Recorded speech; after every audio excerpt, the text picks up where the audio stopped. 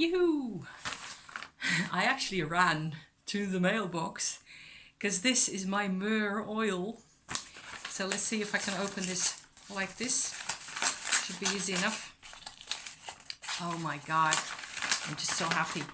This is an ingredient I was missing. Let's see what I can get at my things in here. Because there's like a shipping kind of a notice in here. Oh, they put it in a little baggie like that, and it says thank you for your order, and it's a little grip bag that I'll be keeping because you can never have too many of these. For this I will need a knife. Hang on.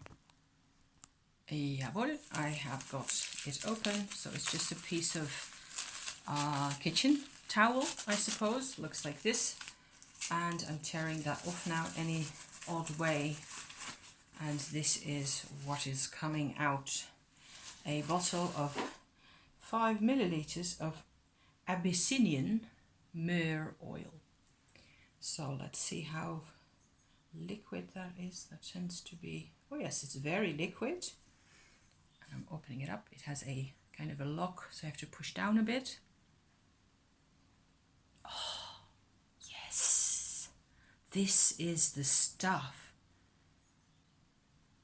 Okay, so I will be putting a couple of drops into my body integration mixture, magical mix, along with, okay, no, so actually I'm going to do that right now. This time I stuck a card in front of myself to be able to just look at you right there. So I hope this looks just a bit more focused, you know, and otherwise the same as the other one. Well, I have to take my glasses off in order to see what I'm doing. So I'll open this up. This contains several resins, pieces of amber, you know, amber, the jewelry material, not this, the, you know, pendant type thing. Little seashells. Would be nice if it would focus onto the bottle like this. Maybe that'll actually work if I just hold it low enough like that. See, that's quite pretty. The bottle is on the small side. I would like to have had a slightly larger bottle. So this should pour, yes, 1, 2, 3. That's quite enough. This cost me about 20 euros, this bottle, so I'm going sparingly with this.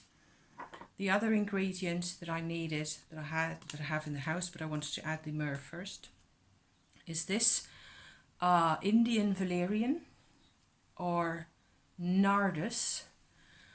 Together with myrrh, they are known to be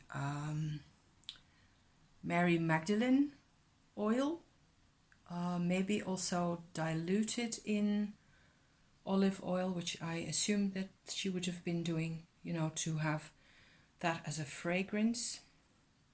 This may take a while to actually get out here, so I will. Okay, so this is how I go about that. I will have to just squish out the actual, it's not that the oil isn't liquid enough, it's just that this thing is kind of busted. So because I've used this quite a bit, and I'm going to try and pour just not too much of this because it's very strong. This actually smells kind of like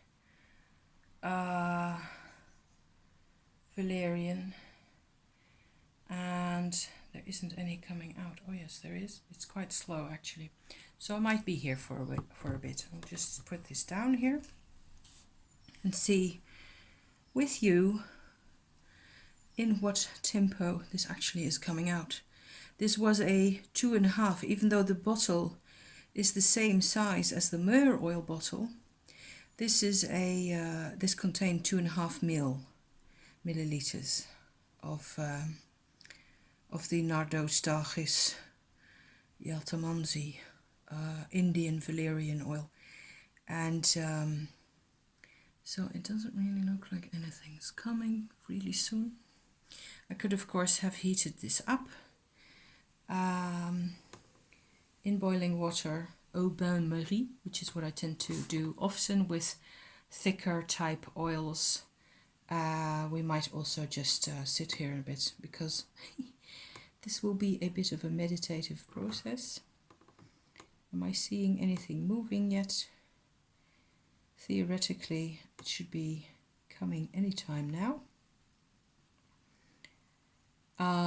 The other thing I tend to do is when I heat them up slightly, I'll add a bit of lavender or lavandin oil to the bottle to just sort of create what I call a dilution.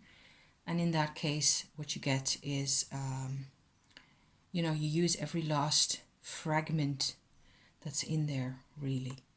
So I would certainly also do that. It doesn't look like anything's coming at all. So I'll have to do it au bain Marie to get this done. Hang on a second. So here goes. Au bain Marie, the Yatamansi or Indian valerian goes, put that to the side a bit, into boiling water for just a minute right there. And I will add a couple of drops of the lavender oil to this as I take it out now. And of course that messes up your labels quite a bit. 2, 3, 4, 5. That's quite enough. Stick it into the hot water again, stir it around a bit. That should, you know, bring out the, because the spikenard is another name for this herb, is so immensely strong. I am not worried at all about this being too much lavender, you know, and the lavender doesn't hurt my witchy formula over here at all either. Okay, so see, if I smell this now, I smell 80% spikenard and 20, I would say, you know.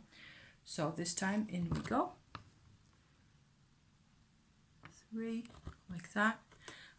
I normally would use a bit more of this. I was going to put in just 1 drop of the spikenard, but I haven't got enough of that in here, and I'm just leaving the rest of the little lavender bit in there. So I'm smelling the caps, because this is the spikenard cap that goes on the spikenard bottle, right?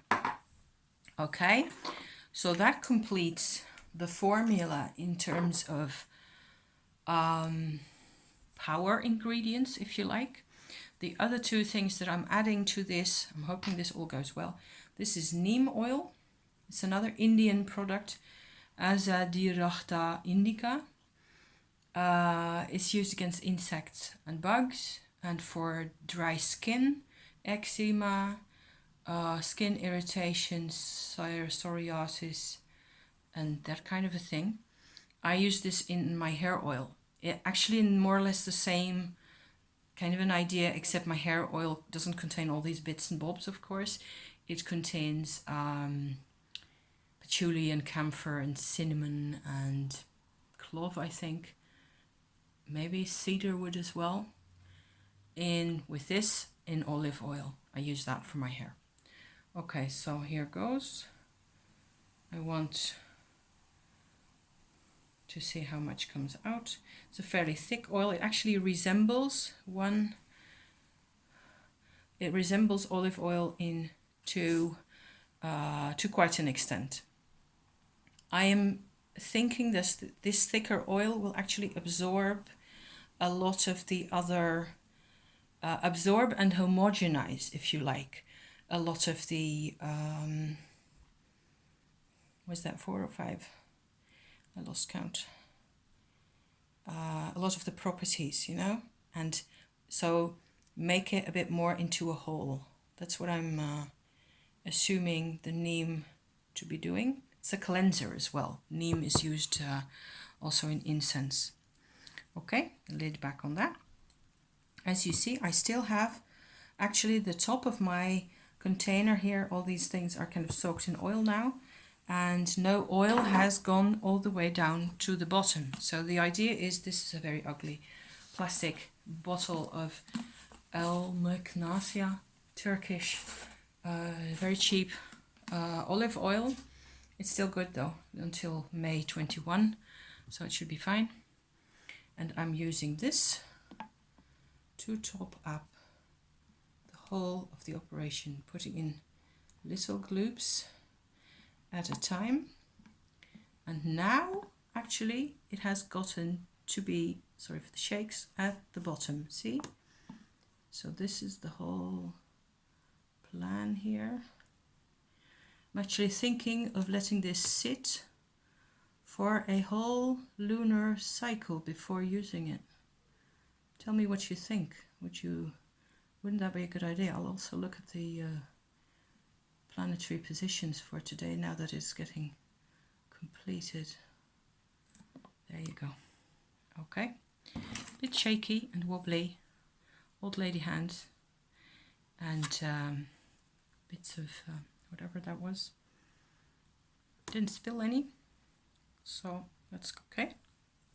And this is what the completed product looks like.